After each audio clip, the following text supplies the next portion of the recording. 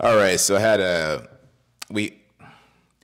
All right, so one of our early fans have asked us a question. They want to know what are our thoughts about the quality of films made today versus the quality of films that are made in the 90s or before. What's your thoughts on it? What's happening to the film industry? Is it on an upward trajectory in quality, or where do you think it's going? Well, in terms of quality and what you see on the screen, special effects and everything, is definitely at an all-time high. You know what I mean? With all these superhero movies, with all these comic book movies in general, with all these special effects. I mean, if we're just being honest, these movies feel like animated movies, not actual live action movies. Yeah. So that's another thing. But as far as story, in my opinion, I feel like the stories back then had a much more cultural impact today than today's movies, if that makes sense. And what do you think that? Why do you think that is? Because that's a good question. Maybe because there was more room for original ideas, and there was more room to take bigger risk with movies because these studios could always make their money on the back end from DVD sales and everything. But nowadays, movies just film very, very formulaic. You know what I mean? Especially with superhero movies and even some independent films, very formulaic. We have people who stand outside the formula, like A24. They've Right. kind of redefined horror movies. Okay. You got Jordan Peele. His three movies are movies, but you can tell that they're inspired by other movies, but they don't. It's not a copy and paste. They're truly original. Right. Right. And they all have great twists, and they're all great movies. Yeah, they are. But then you have someone like the guy that directed Star Wars. I can't remember his name right now, but he's a copy and paster. If you look at Star Wars: The Force Awakens and Star Wars: A New Hope, they're literally the same. They're literally the same movie. And I understand why he did that for nostalgic purposes, but a lot of movies feel like that, just copy and paste of other movies. So the director who took over past George Lucas's time is Yeah. now copy and pasting. Yeah, because George Lucas, he sold Star Wars to Disney. Right. And Disney, the guy who they hired for Force Awakens, instead of being original with Star Wars and coming up with the original story, he just copy and pasted A New Hope. But here's the problem with being too original. When you be too original, when you be too original, go against fans' expectations, you get the second Star Wars movies, The Death of a Jedi or The Last, whatever it is, man. I'm Right. blanking on the titles right now. Right. Right, but that's beside the point. But what I'm trying to say is that movies back then, in my opinion, movies like The Godfather was actually a book, but that had such a cultural impact that it just changed the landscape of the times. I watched this ex-mobster, and he said that ever since The Godfather came out, the people in the mobs, the Italian mobs, were walking with just taller, and they have much more respect in their community and everything. Because they say that either life imitates art or art imitates life. Right. And The Godfather is a great example of art imitating life. And then you have movies like, very, very impactful movies like Seven, if you've ever seen that before. One of the greatest movies I've ever seen with Brad Pitt, Morgan Freeman. Yeah. You will not see that movie being made today. That movie and that ending was so dark and so brutal. I don't know if you've seen it. I'm not gonna spoil it for you. Yeah. But we don't really have movies like that anymore. Good Will Hunting, so on and so forth. Yeah, I feel like they tried to copy and paste Seven a couple times. Yep. I'm a huge fan of Rami Malek and, of course, Denzel. But Rami Malek and Denzel's recent film together. The Little Things. Right. Yeah. It kind of had a Seven type of vibe to it. It did. And I watched that movie, and, I love Denzel. He's my favorite actor of all time. That movie, it was a great acting. I just didn't understand the plot. That's where everybody stands with it. Yeah, no one understands exactly where it was going. And it was meant to be abstract like that, though it was being abstract just to be abstract. Yeah. Opposed to Seven, which actually telling a story. They were trying to muddy the water to make it look deep. Now you're gonna use that phrase a lot. Yeah. It's from Russ, guys. So just let you guys know. Yeah. It's a Russ lyric, but yeah, they're trying to muddy the waters to make it seem deep. Yeah, it's a really nice bar and it's really well put. How do you feel, though, about qualities of movies today versus back then? Yeah, so the quality of movies today are versus back then. It's hard for me to really compare. I think the biggest element of it is, they are copy and paste, and due to studios being scared to not get a return on their investment or get a return of investment. It's a big fear of theirs, as it should be. And then the other part of that is, the return on investment's a major part. The other part of it is the fact that the film industry is oversaturated to some degree. It's oversaturated with people who want to be artists. It's oversaturated with some of the amount of art that's made. It can feel oversaturated with content and advertising and everything like that. I heard advertising costs alone is through the roof, and so unless it's a proven concept, people keep in mind advertising is a big part of this film industry, right? How many movies we see a year and the best new movie out? Running those ads are really expensive, and the way to get that customer acquisition cost lower is to have recognized IP. IP that already has a name to it. If not, you're really pushing. So it better be worth it. I guess my question now is, obviously, we all love Jordan Peele. We all love what he's done, and we love what he's done so much because it's not easy to do.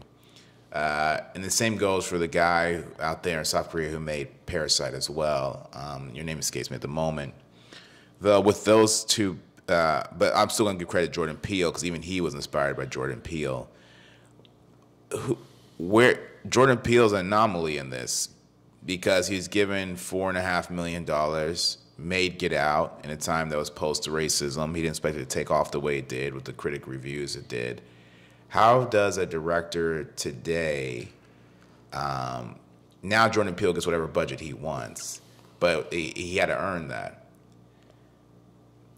Do you think that the artist has less patience with themselves to some degree? It took a lot of patience that he had to have a lot of trust in himself to Get Out in the first place.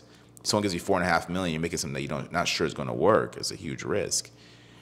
What's your thoughts on that? Do you think that the artist is even less risky today? Like the artists themselves? I think that artists are actually, I would say that artists are less risky. To be honest with you, just in case you guys didn't really want to talk about this, but I'm making my own movie this year, and I've put a lot of my own money into it, a lot of my own capital, and you've done the same for your project as well. Right. And, we're very fortunate and blessed enough to be able to put our own money into it in order to speed up the process and help the project get done. And I understand that there's people who can't do that. Right. Just because of circumstances and everything. But I hate saying but because it gets rid of everything else that I said. However, my big thing is that from what I've learned actually experiencing this and doing this and making my own project is that the problem with artists is that what I've seen is that they don't want to use their own money.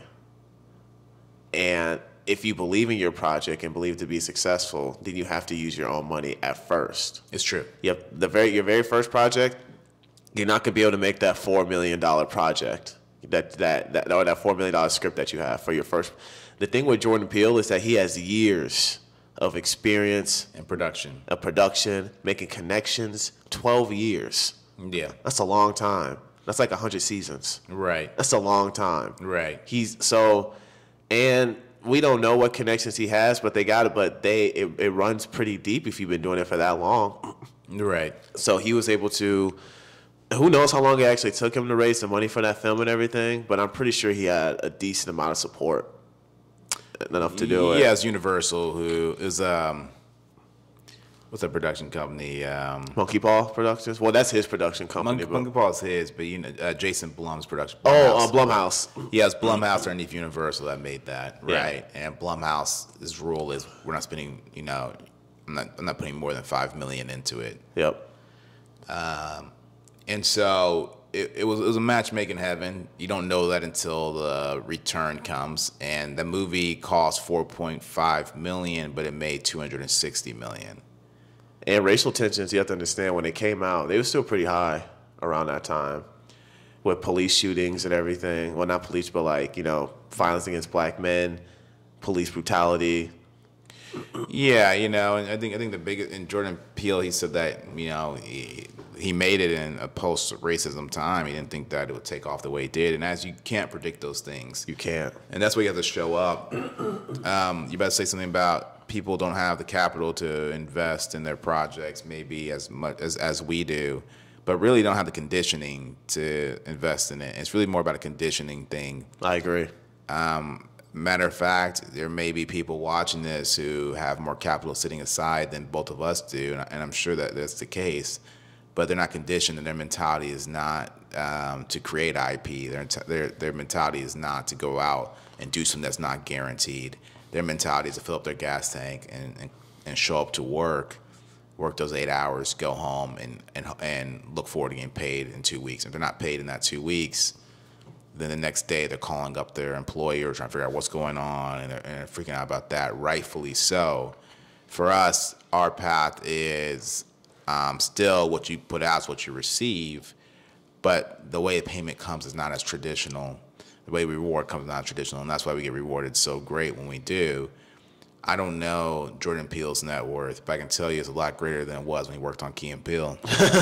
Yeah, I agree with that 100%.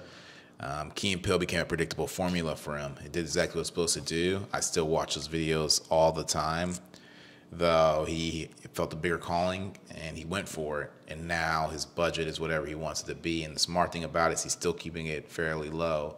I know Us was 20 million versus the 4.5 million, and then I know the one after that. Nope, I don't know the budget on that when I look at it, but I know he's still shooting for pretty low. Yeah. For anyone who's into investing, or everyone should be into making money.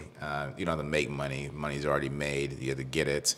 But anyone who's into getting money, they know that the profit, anyone who's into getting money, they know the profit doesn't come from the selling. It comes from the buying. And so same thing goes for making a film. The profit doesn't really come from necessarily the ticket sales. The profit really comes from two things. It comes out for how low you shoot it for, and versus the ticket sales, right? It's P&L, profit and loss, is what determines it. So if you shoot a movie for 200, if you shoot a movie like Black Adam for 160 million, and you make 300 million, you're still coming up short because 160 million was the cost of the film. Another 160 was for marketing, as we discussed. Yep. And so that 300 million is still 20 million underperforming. And so people to keep that in mind. You don't need to exhaust every dime around you. Your biggest thing is efficiency and making something that stands the test of time. And keep in mind, the biggest thing about this is script is king. No matter what you do, Script is king. Script is God. Script is king. So no matter what you do, no matter how much you try to dress it up, it's going to come down to the script. Yes, sir. This is Black Hollywood, and hope we answered your question. We're accepting questions all the time, so keep submitting them. This is Black Hollywood. We're out. Yes, sir.